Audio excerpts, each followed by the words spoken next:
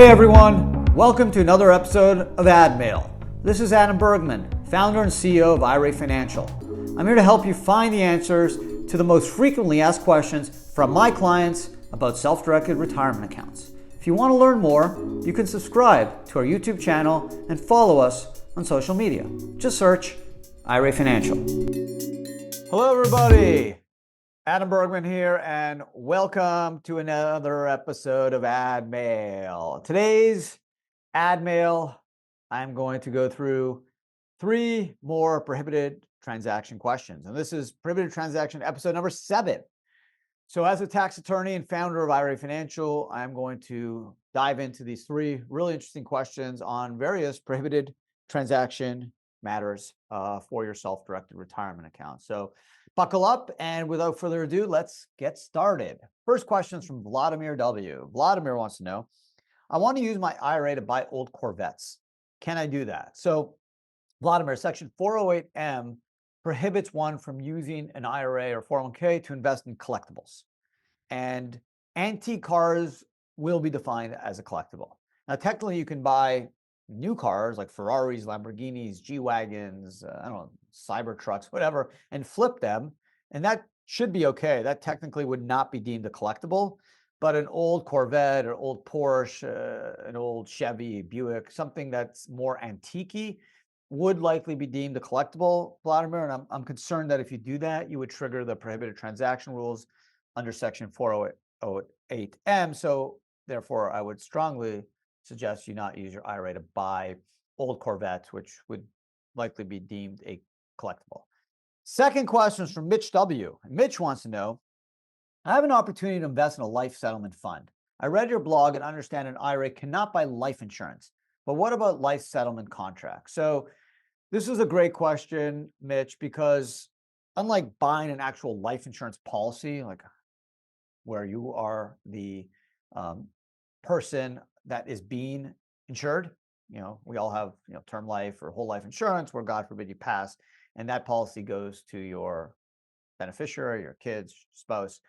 That in itself cannot be purchased with an IRA. It may be purchased with a 401k, assuming your plan documents allow for it, but that cannot be purchased in an IRA. But a life settlement fund where you're investing in a fund like a hedge fund or an investment fund that's purchasing some of these life insurance contracts, it's a different threshold. And the analysis falls on the lines of something called the plan asset rules. And under the plan asset rules, as long as retirement accounts own less than 25% of the fund, there's no look-through rules. So my IRA is deemed to own the fund and not the fund's assets or the underlying assets of the fund.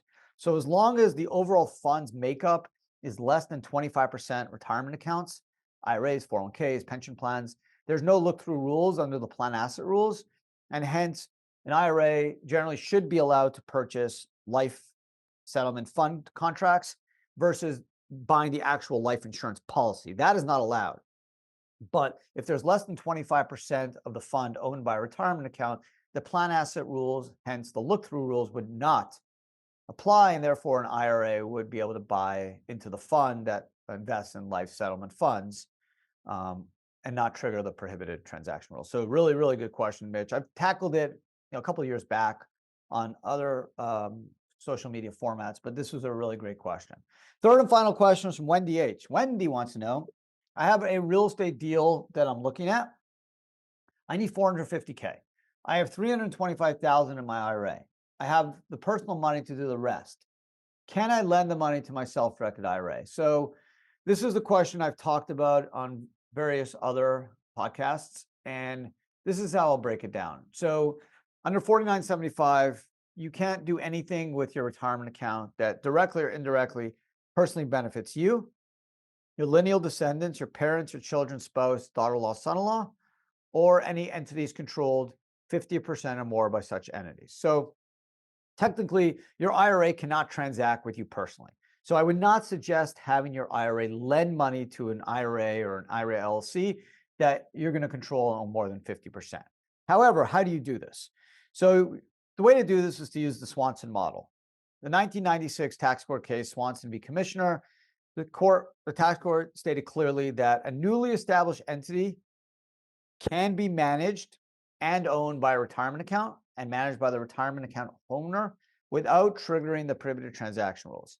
What changes is that when you are investing simultaneously, right? When you have 325 coming in here with IRA money and then the personal money coming in here, that can be done at a newly established entity, and the entity only becomes prohibited after it is funded. Okay, so before it's funded, the entity is a shell. There's no prohibited transaction issue. You fund, then once it's funded, the entity is closed, right? Throw the key away, lock the door. And at that point, you can't do anything that would trigger a prohibited transaction because then the prohibited transaction rules would apply. So, Wendy, if you fund simultaneously with retirement money and personal money, put it all into the entity excuse me, then buys the investment, and then you can manage it or have a third party manage it, and then all the profits, losses, distributions go pro rata. Pro rata means based off percentage interest in the entity. And so long as you don't add any more funds to it and you don't do anything that would trigger prohibited transaction rules, based off Swanson, the IRS prohibited transaction rules could not be triggered because there's no other action that would trigger a prohibited transaction. So lending the money from you personally to the IRA is a no-no. That would trigger the prohibited transaction rules. But under Swanson, funding the deal simultaneously, so instead of a loan, investing the money as an equity investor from your IRA and personal simultaneously, having that entity buy the real estate, locking it up, basically considering it a closed-ended fund, closed-ended investment, throw away the key, do not add any more money.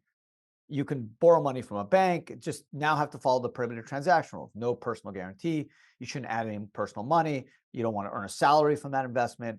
You want to treat that as an IRA investment that could be subject ultimately to the prohibited transaction rules. But if you don't do an action in the future that would trigger the prohibited transaction rules, then the structure will be respected. And since you haven't triggered an additional prohibited transaction, once the entity has been funded and closed, you're going to be okay based off Swanson, and you're going to have a transaction that would be respected by the IRS. And by doing that, you'll be able to simultaneously fund both your investment with using IRA and personal funds without triggering the prohibited transaction rules. So thank you, Wendy. Really, really good question. Thanks, Vladimir.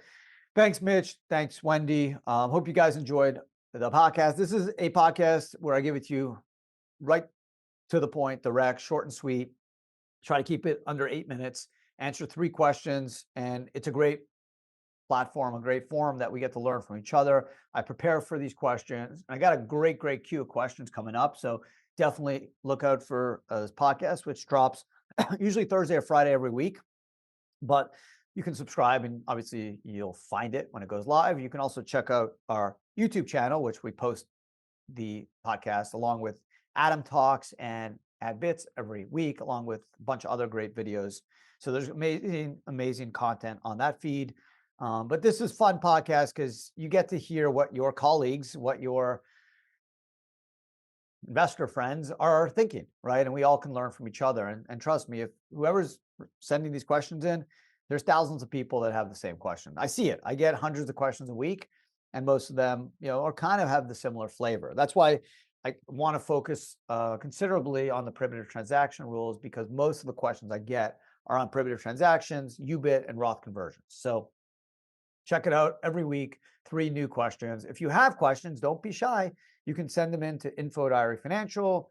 You could leave a comment. You can say, ask Adam, AdMail, and it will find me. Don't worry. And again, nothing to be shy about, because I'm not going to tell people who you are, and we all can learn from each other. So please, if you have a question, you don't even have to be a client of IRA Financial. You will get a tax lawyer to respond to your question for free. What's better than that, right? So thanks again for hanging out with me today. Hope you enjoyed the podcast. Have a great day, and I hope to see everyone again next week.